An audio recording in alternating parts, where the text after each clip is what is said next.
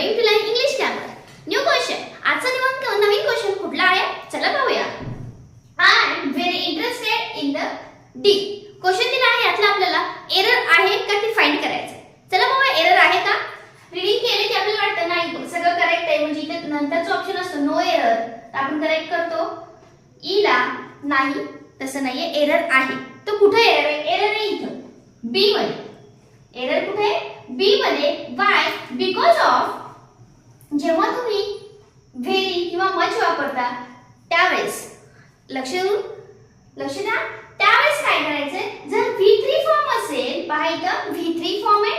V3 फॉर्मच्या आधी आपल्याला वापरावं लागतं मच नॉट व्हेरी आणि व्हेरी वापरायचं असेल तर तिथं V4 फॉर्म पाहिजे म्हणून तुम्ही वापरणार व्हेरी. व्हेरी प्लस V4 असतं आणि मच नंतर V3 फॉर्मच येतं वर्बचं.